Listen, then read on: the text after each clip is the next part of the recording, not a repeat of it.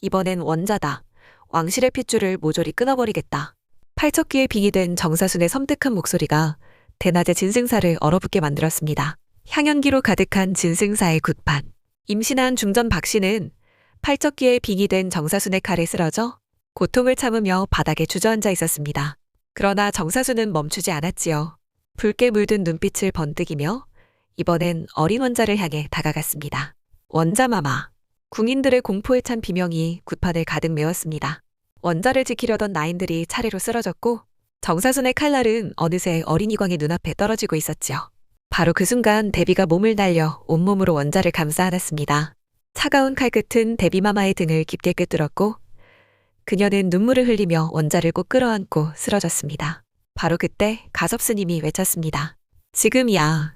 가섭스님과 노스님이 동시에 팔척귀를 향해 부적과 염주를 던졌습니다. 염주가 허공에서 터지며 붉은 글씨의 부적이 불꽃처럼 날아 팔척귀를 휘감았지요. 빙의된 정사수는 괴성을 지르며 몸부림쳤습니다. 모든 것을 끝내겠다. 왕실이 저지른 죄악을 갚아주겠다.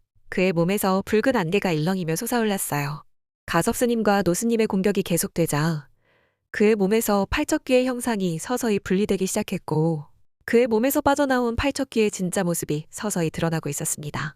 그런데 휘청거리던 팔척귀의 몸이 뒤틀리더니 그 틈 사이로 전혀 예상치 못한 형상이 떠올랐습니다. 붉은 안개 속에서 한 노파의 모습이 일렁이고 있었던 것입니다. 여리의 입에서 떨리는 목소리가 흘러나왔습니다. 할머니, 바로 넙덕이었습니다. 여리를 키워준 무녀, 그녀의 유일한 혈육이었지요. 팔척귀에게 잠식당해 있었던 넙덕은 여리를 바라보며 잔잔한 미소를 띄었지만 그 눈빛은 깊은 고통으로 뒤덮여 있었어요. 강철의 본능이 경고했습니다. 이건 함정이야. 그러나 그걸 알면서도 쉽사리 칼로 쳐낼 수 없었습니다. 여리의 전부였던 사람이었으니까요. 강철이 바라본 여리는 두 손으로 입을 틀어막은 채 금방이라도 터질 듯한 눈빛으로 넙덕을 바라보고 있었습니다. 가섭스님이 염주를 높이 들며 외쳤습니다. 속지 마라. 저것은 팔척귀의 환영일 뿐이다. 이 모든 것은 풍산의 계략이었지요. 넙덕의 형상을 한 팔척귀가 천천히, 아주 천천히 여리에게 다가왔어요. 여리야, 여리야, 넙덕이 애처롭게 부르짖었습니다. 이대로 가다가는 여리까지 위험해질 게 뻔했어요. 강철이 이를 악물고 내리치려는 순간 넙덕의 얼굴이 크게 일그러졌습니다. 피부가 갈라지고 반쯤은 여전한 할머니의 얼굴, 반쯤은 팔척귀 본래의 흉측한 형상이 드러났어요. 여리가 숨을 삼켰습니다. 두 눈 가득 눈물이 고였어요.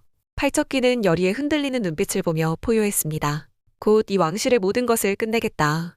붉은 안개가 터지듯 퍼져나갔어요. 강철이 몸을 날렸지만 팔척귀는 붉은 안개 속으로 다시 사라졌어요. 이렇게 천도제는 실패로 끝났습니다. 왕은 황망한 표정으로 피 흘리는 데비와 중전 앞에 무릎을 꿇었어요. 고통으로 신음하는 중전의 손에는 식어버린 경기석이 쥐어져 있었습니다. 눈앞은 어둡고 숨은 가빴습니다. 여리는 주저앉아 소리 없는 눈물을 흘리고 있었어요.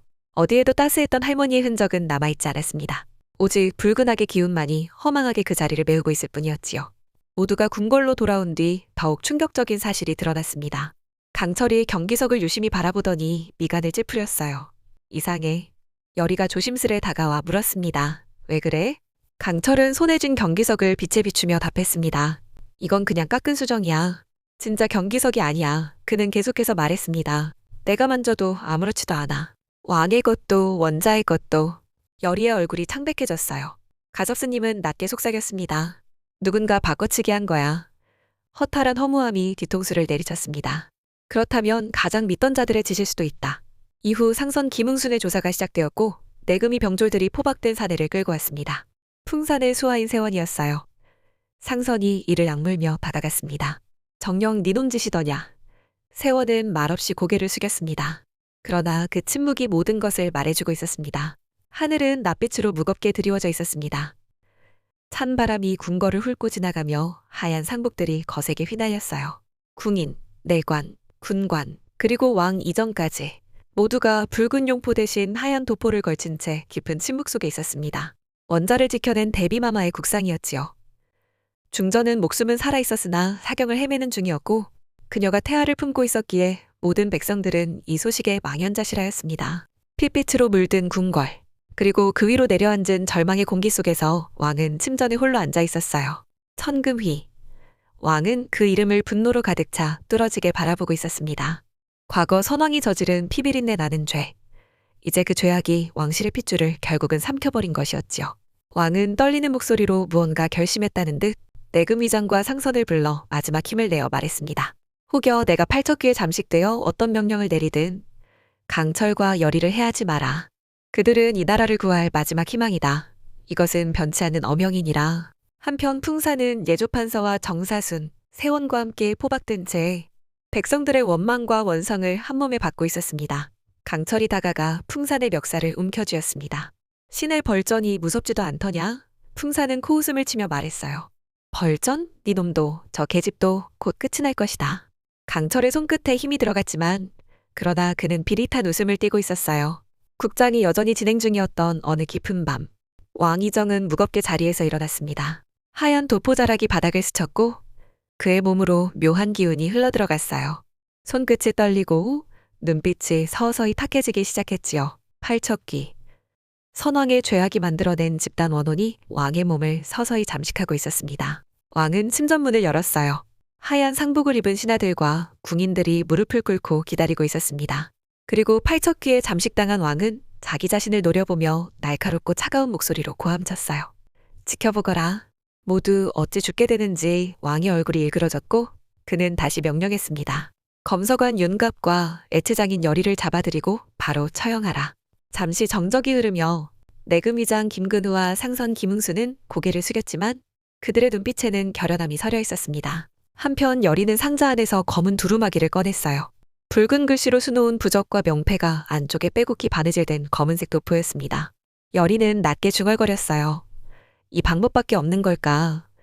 그러면 나는 죽을 수도 있어. 그 순간 문이 벌컥 열렸습니다. 강철이 문틈 사이로 근심이 가득한 열의를 힐끗 바라봤어요. 그러곤 일부러 아무렇지 않은 척 말했지요. 장이 열렸다는데 호박엿이나 사러 가자. 강철은 자연스럽게 열의의 손을 잡고 장터로 걸음을 옮겼습니다.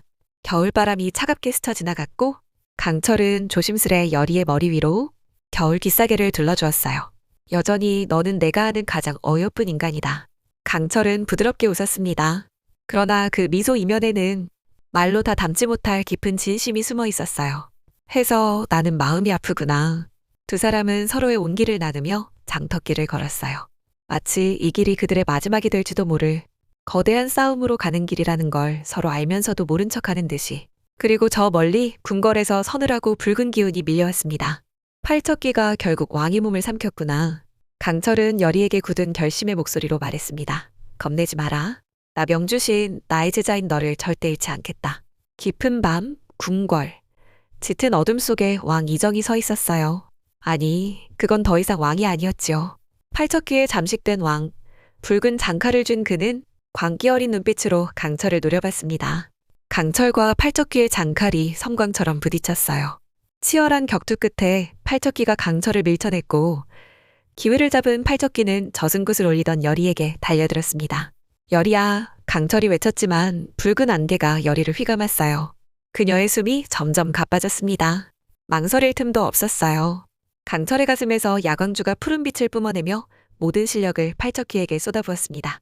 이어서 찬란한 빛이 폭발하듯 터지며 열의를 감쌌고 팔척귀의 불꽃은 사그라들었어요. 하지만 야광주를 소진한 대가로 강철의 비늘은 사라지고 이무기의 힘을 잃어가고 있었습니다.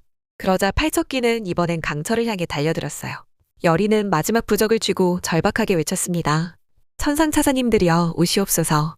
붉은 안개를 뚫고 하얀 갓을 쓰고 하얀 도포자락을 휘날리며 등장한 화덕차사. 그 얼굴은 넙덕이었어요. 할머니, 열의야, 나는 괜찮다. 너를 지키러 왔다. 넙덕은 하얀 무구를 양손으로 흔들며 외쳤습니다. 이 땅의 신들이시여, 용담골 백성들의 억울한 원한을 거두어 주소서. 주문을 줄기차게 외우며 부적을 던졌습니다. 이제 그만 가자. 너의 원한도 여기까지다. 이 나라 백성들의 원망이 너는 들리지 않느냐. 팔척귀는 울부짖으며 자신의 원한을 호소하였고 100년 전 용담골 백성들의 비명이 아직도 들리는 듯했습니다. 그 순간 어느새 뛰쳐나온 원자가 왕 이정의 모습을 한 팔척귀 앞에 무릎을 꿇고 아바마마와 어마마를 살려달라며 울부짖었습니다. 그리고 진심을 다해 선조의 잘못에 대한 용서를 어린 원자가 빌며 눈물로 백성들을 위한 나라로 모든 것을 바로 세우겠다는 약조를 하였습니다. 팔척기는 100년 전 천금이 그 모습 그대로 되돌아와 그의 식솔들과 함께 하얀 안개 속으로 화덕차사 넙덕의 뒤를 따르며 함께 사라졌습니다. 강철은 무릎을 꿇고 여리를 부둥켜 안았어요. 강철아, 나 괜찮아. 강철의 손끝에서 마지막 금빛이 번졌어요. 그 빛이 여리를 감싸며 희미해진 여리의 혼을 되돌렸습니다. 모든 것이 끝난 뒤 왕 이정은 대비마마의 위패 앞에 무릎을 꿇었습니다. 이제야 용서받을 수 있을까요? 그의 목소리는 무겁고 고통스러웠습니다. 봄이 왔습니다. 궁궐에는 생기가 돌아왔어요. 중전의 몸은 거의 회복되었고 출산을 곧 앞두고 있었습니다. 강철과 여리는 조용히 장터를 걸었습니다. 손을 맞잡은 채 그들 사이로 따스한 햇살이 비쳤어요. 여리가 물었습니다. 승천할 수 있었는데 인간으로 사는 거 후회하지 않아? 강철은 웃었어요. 전혀. 너와 함께라면 이 짧은 인생도 충분하다. 하늘에는 흰 구름이 떠 있었고 그 사이로 희미한 모습이 보였습니다. 넙덕이었어요. 여리는 속삭였습니다. 할머니, 잘 살게요. 사랑은 모든 것을 이겼고 희망은 다시 피어났어요. 강철과 여리는 서로의 손을 꼭 잡고 따뜻한 봄날 속으로 걸어갔습니다. 여리가 이미 보았던 화경처럼 그들의 앞에는 평범하지만 행복한 미래가 기다리고 있었던 것입니다. 어느덧 귀국 마지막 화 예측까지 왔네요. 지난 회차는 1인 2역을 동시에 해내는 육성재 배우님의 연기력에 감탄하면서 봤는데요. 마지막 화까지 어떤 이야기로 절정을 이끌어낼지 기대됩니다. 오늘 영상 재미있게 보셨길 바라며 구독과 좋아요로 응원 부탁드립니다. 명작 드라마는 잼드라마와 함께 오늘도 끝까지 봐주셔서 감사합니다.